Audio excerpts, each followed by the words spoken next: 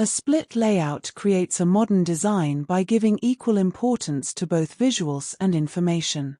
Open Canva and create a new product poster with your preferred dimensions. Choose a background color, then use a large rectangle from the Elements panel to divide the canvas into 2 clear sections.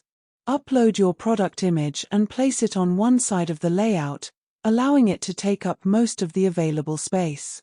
On the opposite side, add a bold product title, a short description, pricing, product highlights, and a clear call to action using clean typography. Use simple geometric shapes to organize the text while keeping the design uncluttered. Select 2 or 3 colors that match your brand and